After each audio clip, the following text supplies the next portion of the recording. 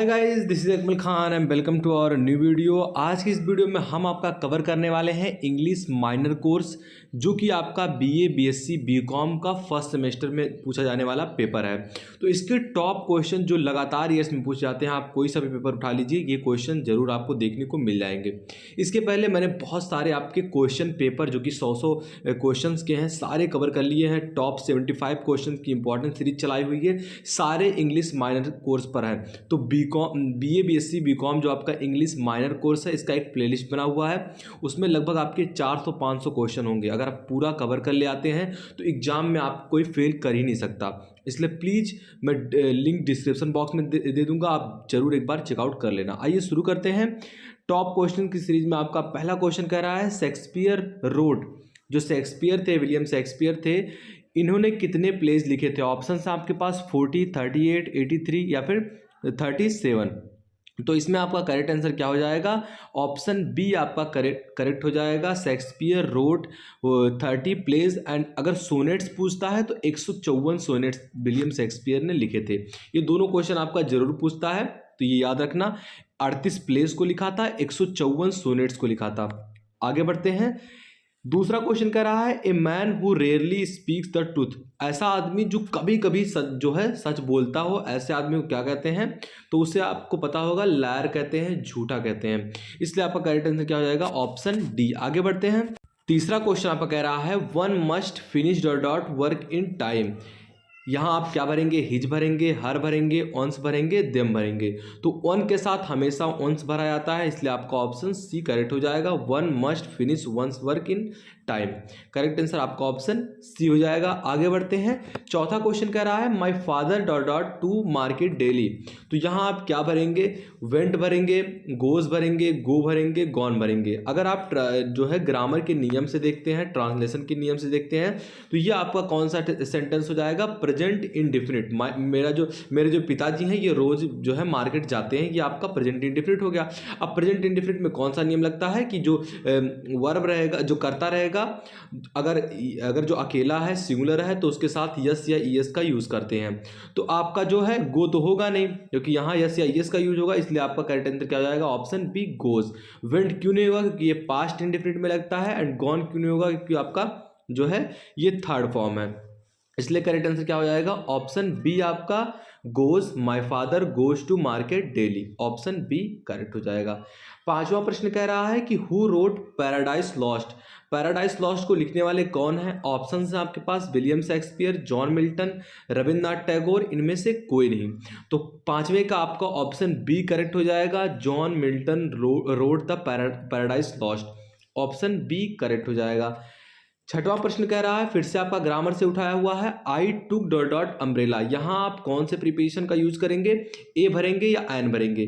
तो यहां एक के लिए तो लगेगा, अब वो एक ए होगा या एन होगा? आपने पढ़ा होगा कि अगर ए ई आई ओ यू है तो आप वहां जो है एन का यूज करते हैं, एक की स्पेलिंग। तो यहां आई टुक एन अम्ब्रेला आपका करेक्ट हो जाएगा। अगर ए ई आई ओ यू के अलावा कोई भी जो है लेटर होता, कोई भी वर्ड होता आपका, तो लेटर होता, तो यहाँ बेसिकली ए का यूज होता, लेकिन यहाँ किसका यूज होगा? अम्ब्रेला के साथ एन का। तो ऑप्शन बी करेक्ट हो जाएगा। आगे बढ़ते हैं। सातवां प्रश्न बहुत ही इंपॉर्टेंट है कि Tagore is known as. Tagore को एक और नाम से जाना जाता था, वो नाम कौन सा था? ऑप्शन है आपके पास गुरुदेव, फादर ऑफ नेशन, या फिर आपके कल गुरु। तो ऑप्शन क्या हो जाएगा आपका करेक्ट? आई होप आपको पता होगा कि जो गुरुदेव हैं, टैगोर को गांधी जी पुकारते थे। गांधी जी टैगोर को जो है गुरुदेव ही पुकारा करते थे, इसी से उनका नाम जो है गुरुदेव पड़ गया था। इसलिए आपका ऑप्शन ए करेक्ट हो जाएगा। आठवां प्रश्न कह रहा है, फिर से आपका ग्रामर से, कि Mohan is dot best player. तो Mohan is the best player, the भरा जाएगा, यहाँ ए एन नहीं भरा जाएगा, इसलिए आपका ऑप्शन सी करेक्ट हो जाएगा। नौवां प्रश्न कह रहा है कि Hamlet is an important work by. Hamlet है किसके द्वारा लिखा गया है? जॉन मिल्टन, विलियम वर्ड्सवर्थ या विलियम शेक्सपियर, इनमें से कोई नहीं। तो करेक्ट आंसर क्या हो जाएगा? हेमलेट को लिखने वाले कौन है? खुद विलियम शेक्सपियर। ऑप्शन आपका सी करेक्ट हो जाएगा। अगला प्रश्न कह रहा है, which letter is not an example of formal letter. तो आपके पास दो टाइप के लेटर होते हैं, फॉर्मल लेटर या इनफॉर्मल लेटर। फॉर्मल लेटर में इन सारी चीज़ों को लेटर लिखा जाता है, जैसे आपका कंपनी के एचआर हो गए, प्रिंसिपल हो गए, एंड जो है आपके एडिटर हो गए। इन सारी चीज़ों के लिए जो है फॉर्मल लेटर का आप यूज़ करते हैं, मतलब प्रोफेशनल वर्क के लिए।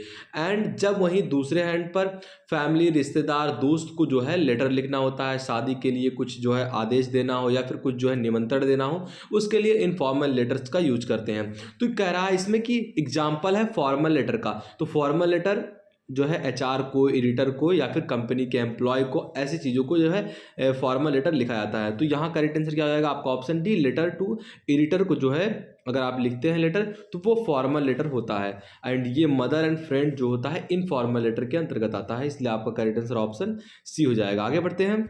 11 नंबर क्वेश्चन कह रहा है at which place with love is written in an informal letter. जो इनफॉर्मल लेटर होता है विथ लव जो होता है, ये आप लेटर के क्लोजिंग पे लिखते हैं, मतलब लास्ट में लिखते हैं, या फिर शुरुआत में ओपनिंग पे लिखते हैं, या फिर इसका हेडिंग बनाते हैं, या फिर बीच में लिखा जाता है। तो जो विथ लव होता है, ये जो होता है विथ लव, ये क्लोजिंग पार्ट पर लिखा जाता है। मतलब जब आप लेटर को बंद करते हैं तो विथ लव एंड रिस्पेक्ट, जो जिसने भी लिखा ऐसी टाइप से लिखा जाता है इनफॉर्मल लेटर में। तो विथ लव कहाँ यूज होता है? क्लोजिंग पार्ट पे of an informal letter.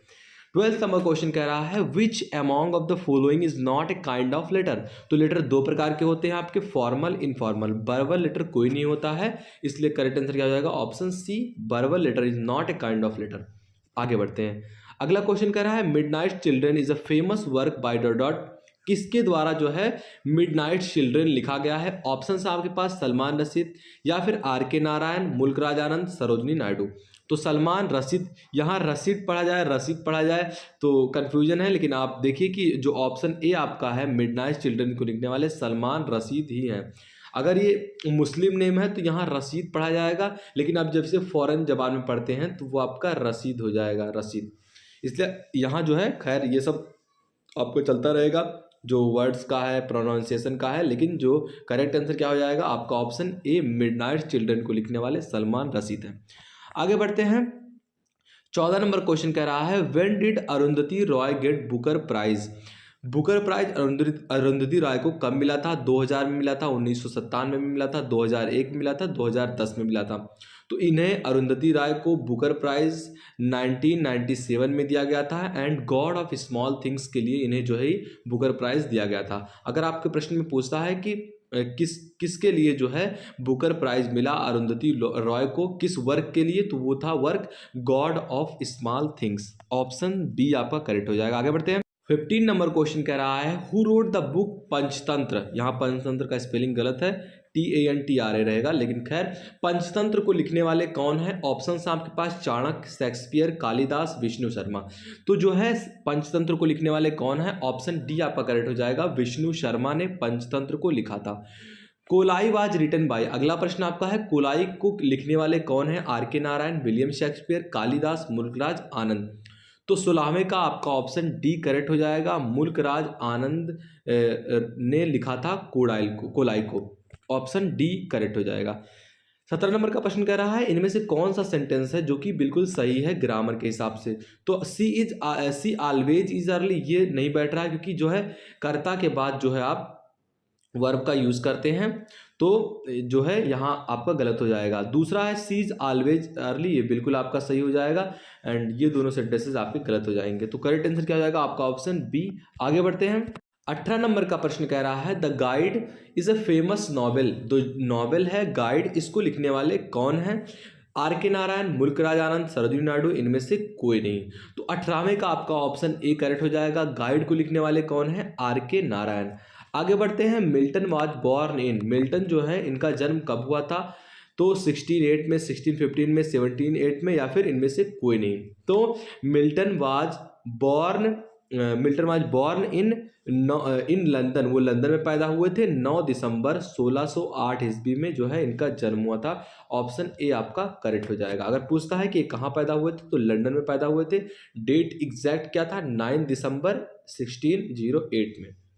Last question है इस जो है सीरीज का, कह रहा है वर्थवर्थ इज अ पोएट ऑफ। जो विलियम वर्थवर्थ हैं ये किस प्रकार के पोएट है? तो ब्यूटी, लव, नेचर, एंड इनमें से कोई नहीं। तो Wordsworth is the poet of nature, माना जाता है इन्हें पोएट ऑफ नेचर। इसलिए आपका ऑप्शन सी करेक्ट हो जाएगा। तो इसमें जितने भी क्वेश्चन थे सारे क्वेश्चंस रिपीट हुए हैं, इसलिए मैंने जो है आपको ये बता दिया। आई होप ये वीडियो पसंद आया होगा। वीडियो पसंद आया तो लाइक करना।